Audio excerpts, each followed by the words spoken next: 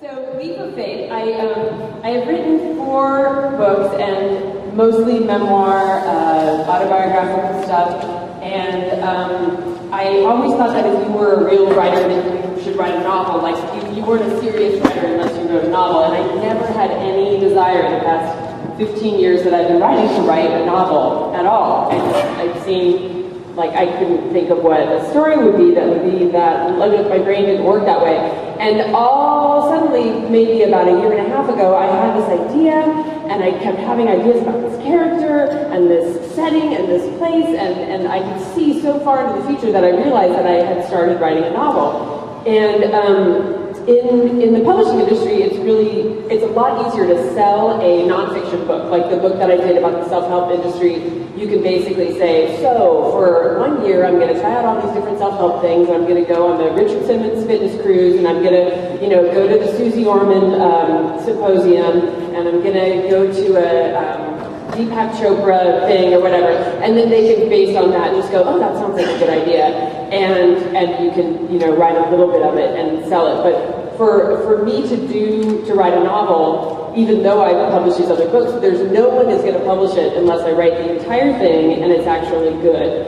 And so I have just started writing it and rewriting it and working it over and just taking my time with it, and really have been working on it for, maybe it's been 2 years at this point. So, and I'm not going to really let anybody see it until I think that I'm done. And the only reason I know when something's done is when I don't want to open up the folder in my computer anymore. Like if I'm writing a story or something, and I finally go the last time and open it up and read through it, and I do that again and I read through it, and then at some point I get to that and I just go, I can't read this anymore. I think that it's done. And so anyway, I'm going to read the first chapter as it is in this current draft that I'm doing now of this novel. There's redemption at the end. It's a little dark. The lady's a little crabby. But by the end, I think it comes together. Not the end of this chapter, the end of the book. All right. Do you have to know anything about this? No. All right. There wasn't a buzzer, and I couldn't figure out how to get inside. I tried to yell up to the open windows, but my voice was trash. Party croak. That husky drinker-smoker crackle I've had since I was a kid. Back when we used to go out to the apricot orchard and scream at the top of our lungs because we liked the results. It sounded cool. Mild laryngitis, when you want to sound like you've overdosed on fun. And now I had it for good. I stood there for a minute, intermittently eking out little yelps of, hello, and hey, and then thought about leaving, as one probably should when invited to a strange place with no doorbell and no instructions on how to alert the occupants that you've arrived. Just as I spied a phone on the corner, simultaneously realizing I had no number to call anyway, there was a violent buzzing. I pushed in the heavy industrial door and was greeted by a 40-ish redhead. Hair dyed gemstone bright to assert her boldness about being a woman in her 40s. She was using some product on her skin that made it look slick and epoxied, like an egg-washed pork bun. So smooth and shiny, I imagined slicing a wedge out of it and spreading it upon a thin cracker. She's almost done with Stella, the woman whispered, and I leaned against the door jamb to watch them work. Stella was Stella on Fire, an indie porn producer who'd been getting all sorts of attention for making films with real, non-surgically enhanced bodies in them. I'd never met her, but I'd been to a few of her parties, which were enjoyable displays of extreme exhibitionism among people who probably had mild psychological disorders. It was a never-ending dildo parade over there. I made a note to introduce myself later so that the next time I needed a vibrator, I could save a few bucks by knocking on her studio door and seeing what she had laying around for raffle prizes. Stella was the kind of person who reveled in feeling overtly political by giving away sex toys year after year, dong after dong. I didn't have a problem with it, except it just seemed boring. Thinking about being one of those sex nerd lifestylers brought me to an unreasonable level of mental fatigue.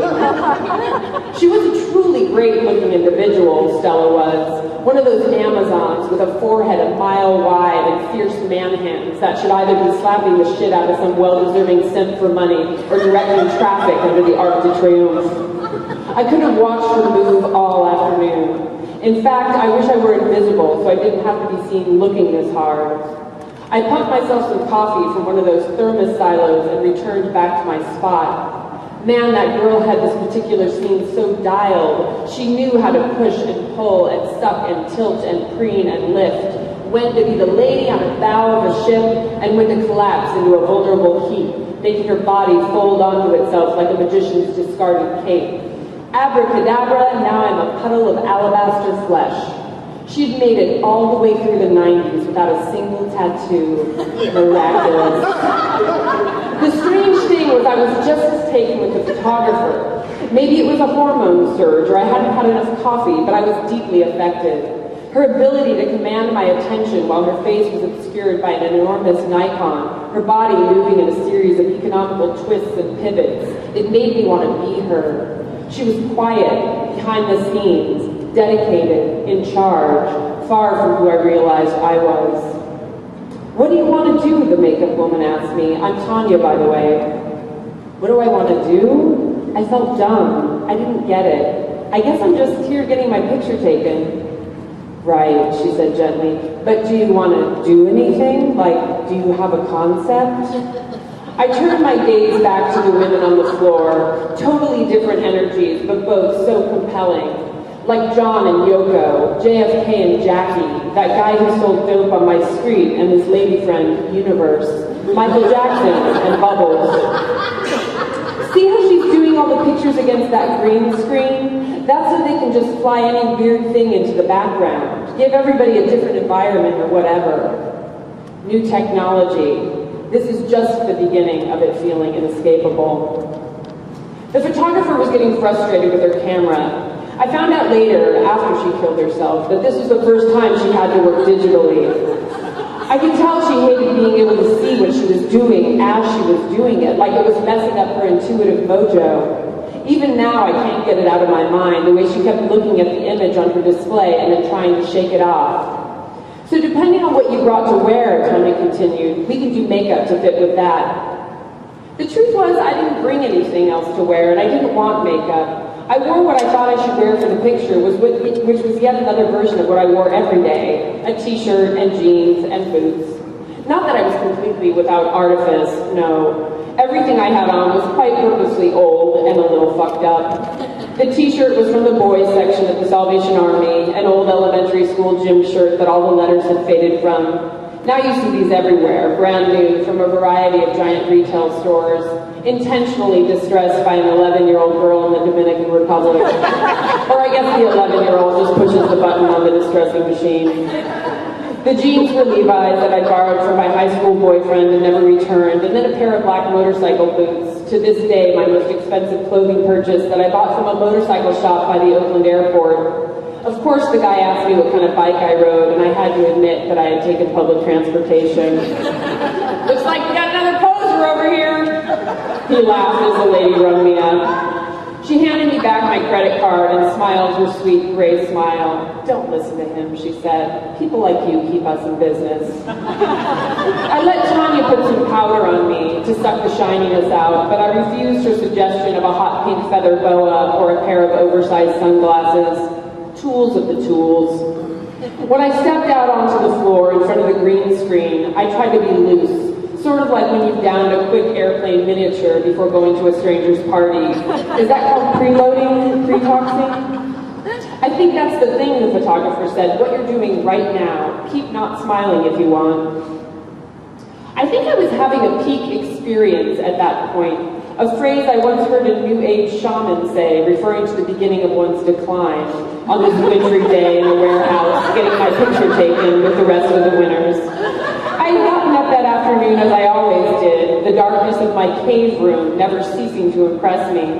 I had the only thing better than blackout curtains, no windows at all. It could be 3 o'clock in the afternoon or 3 o'clock in the morning, with the only difference being slight alterations in what filtered in from the liquor store next door. We shared a vent, the A1 Fresh Stop and I, and therefore a panoply of distinct noises and aromas.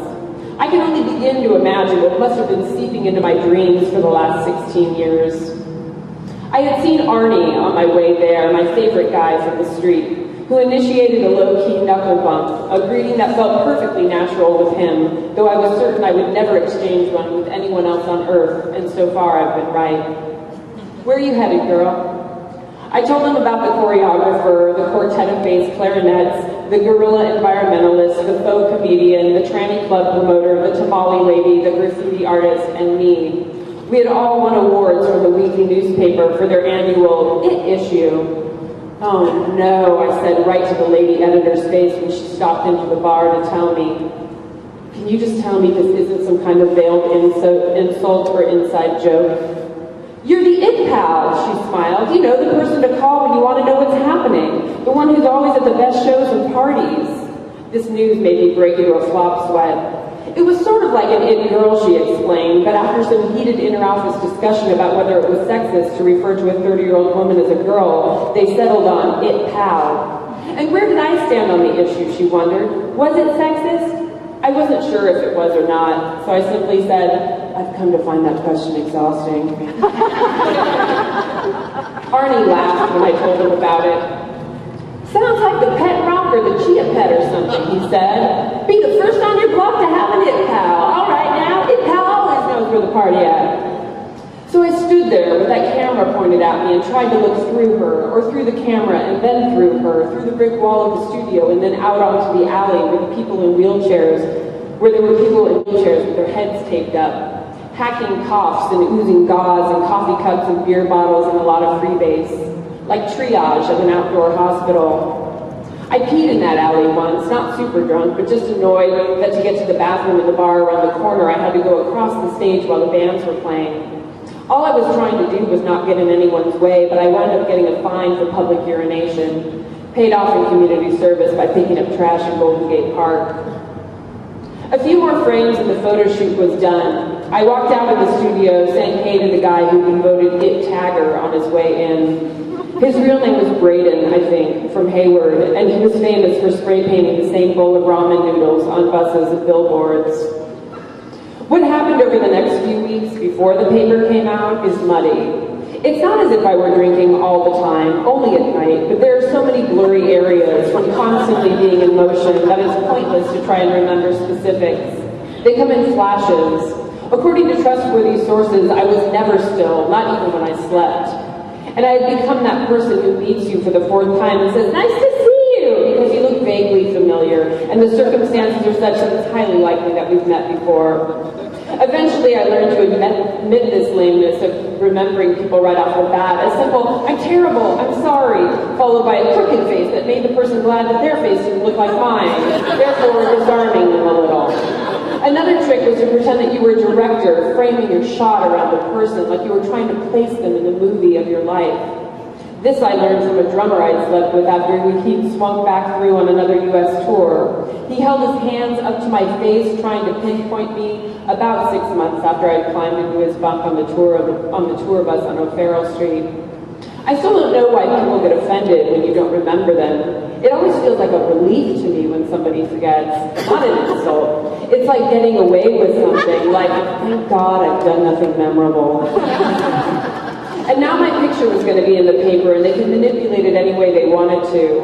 I could be standing in front of Stella's Orgy Palace wearing that hot pink feather boa, stepping out of a tour bus in front of Fisherman's Wharf with a sourdough bowl of clam chowder in my hand, or playing poker with basset hounds. That last one I wouldn't have minded so much. That could have been good. One afternoon while I was asleep, someone put the paper in front of my door. I was on the cover.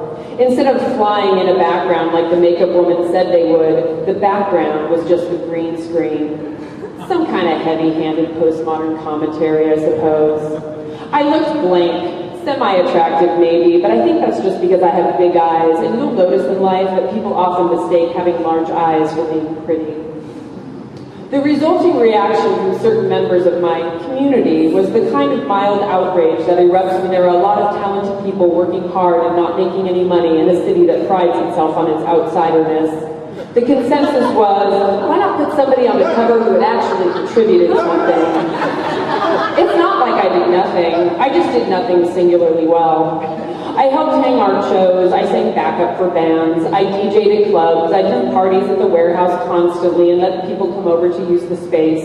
I was involved without actually doing anything creative that I could call my own. There were others around me, the people who got excited by the artists but didn't produce any work. A lot of times I would have an idea for a project, an installation or a book or something like that. Maybe I would write a poem or borrow my roommate's charcoals and draw something, a map of a dream or a portrait of the girl who sold corn on the cob on the corner. My own ideas never seemed as interesting as the ideas around me. Or else I would convince myself that somewhere out there somebody already had the exact same idea and had executed it way better than I ever could, so why bother? I should be credited for that, shouldn't I? Abstaining from mediocrity in the face of overabundance.